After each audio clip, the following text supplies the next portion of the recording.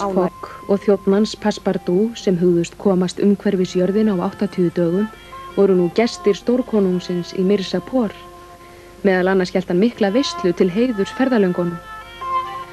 Passepartout hreifst mjög af framandi tónlistinni. Þetta alveg eins og í 1001 nótt, sagði hann. Verðum við að halda áfram? Ég geti vel hugsað mér að dvelja hér til ævi loka. Það ósköp skiljanlegt, svaraði herra Fogg. En veðmálið verðum við að halda. Á morgun verðum við að halda áfram til Varanasi. Þið þurfið ekki að hafa neinar áhyggjur, svaraði stórkonungurinn. Þið verðið fljótir í förum í skemmtibátnum mínum. Svo klappaði hann saman lófunum. Fögur dansmær tók að dansa í takt við framandi hljóðfallið.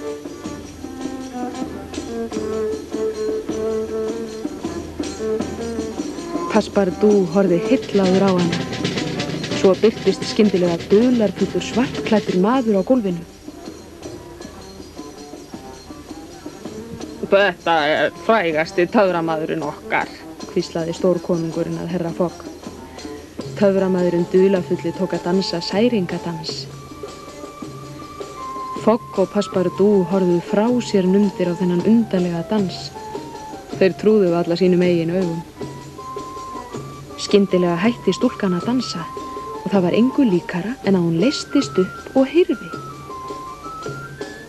Ótrúlegt, tautaði herra Fogg, en Passepartout var svo hræddur að hann mælti ekki orð af vörum. En skyndilega fékk hann málið aftur. Taskan okkar, hrópaði hann, taskan okkar horfin. Rólegur, Passepartout, sagði herra Fogg. En meira sagði hann ekki, því orðan struknuðu í bumbuslættinu. Töframaðurinn hóf nýjan særingadans og skyndilega birtist dansmærin aftur og með henni ferðataskan. Phileas Fogg og Passepartout klöppuðu ákaft. Þetta alveg ótrúlegt, sagði Passepartout og dró öndina léttar. Ef ég hefði ekki séð þetta sjálfur, hefði ég aldrei trúað að þetta væri hægt, sagði Phileas Fogg. Þetta eru færir listamenn, sagði stórkonungurinn.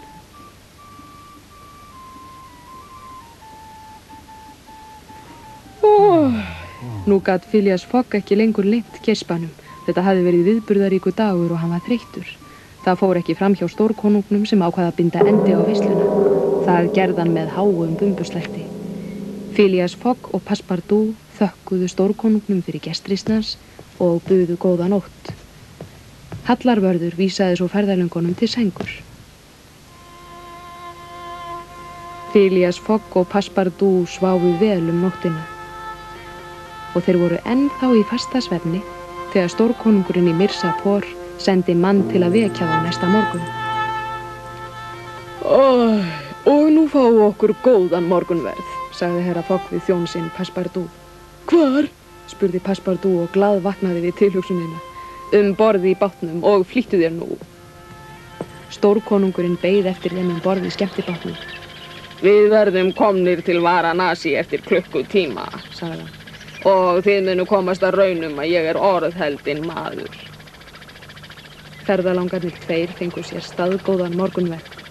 Báturinn skreið hratt meðfram ströndinni. Skyndilega lá við að maturinn stæði í Passepartout. Töframaðurinn frá kvöldinu áður birtist á tilfarinu. En stórkonungurinn brosti til Passepartout.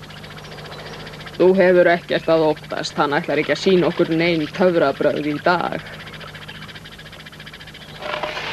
En nú heyrðust brak og brestir og þeim brá heldur en ekki í brún þegar þeir sáu að báturinn hafði strandað á sandrifi. Hjálp, hjálp, við erum að sökkva, hrópaði Passepartout. Hvaða vitleysa, sagði herra Fogg. Þvert á móti, báturinn stendur fastur. Við þurfum bara aðeins að bíða, sagði stórkonungurinn. Brátt breytist vindháttin og þá mun straumurinn bera okkur burt af rifinu. Það fer nú eftir því hversu fastur báturinn stendur, sagði Passepartout og virti fyrir sér trjából sem rak niður eftir ánni. Ég ætla að athuga það. Og áður en stórkonungurinn gat komið upp orði, stökk Passepartout niður á það sem hann hélt að vera í trjábóli. Leið tók trjábólið kipp og Passepartout datt í fljóti. Þetta var krókódíll. Hann glefsaði á eftir Passepartout sem synti eins hratt og hann gat í áttina frá honum. Stórkonungurinn gaf töframanninum merki. Töframaðurinn náði sér í reipi og bráði fagmannlega ginið á krókódílnum. Passepartout var borgið. Síðan batt töframaðurinn reipið við borðstokkinn. Titringur fór bátinn og svo rann hann af stað. Krókódíllinn hafði losað hann af rifinu.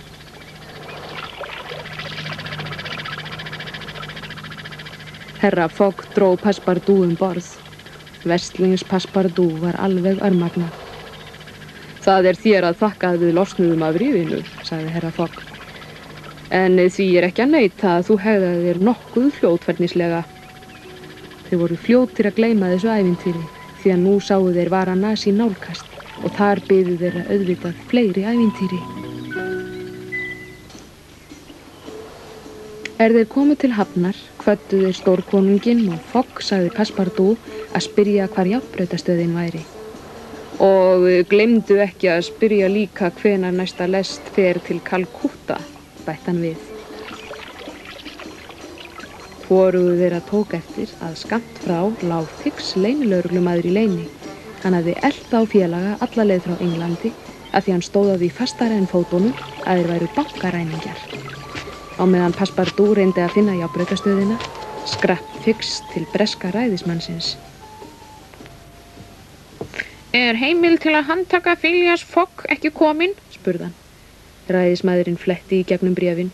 Ég þykir það leitt, herra Fix, sagði hann, en ég get ekki fundið neina handtökuheimild hér. Þar fór í verra, sagði Fix. Það langt síðan hún var send frá London. Þá hlýtur hún að koma á morgun, sagði ræðismaðurinn og hélt áfram við vinnu sína. Ég verð einhvern veginn að tefja fyrir þeim, hugsaði Fix með sér. Þeir mega að minnstakosti ekki halda áfram í dag.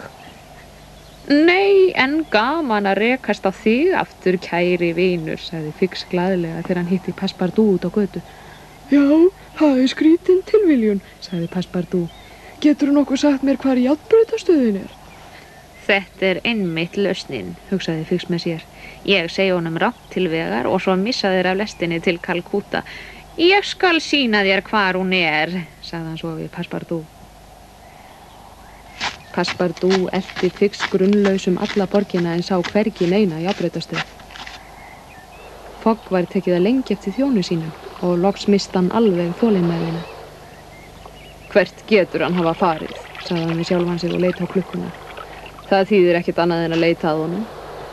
Hann sneri sér að Indverja og spurði, geturðu sagt mér hvernig ég kemst til járnbrautastöðvarinnar? Indverjinn virti hann vandlega fyrir sér. Hann lýsti leiðinni til járnbrautastöðvarinnar svo nákvæmlega með höndunum að herra Fogg sá alveg fyrir sér hvar hún væri.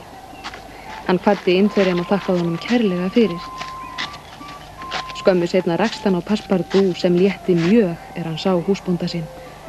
Mikið ég heppin að hitta þig. Ég rammvilltur. Ég meira sé búin að týna herra Fix líka. Herra Fix? Spurði Phileas Fogg undrandi. Já, manstu ekki eftir vingjarnlega manninum sem við hittum í Dover? Það svei mér einkennilegt, tautaði Fogg. Hvað hefur hann hér að gera?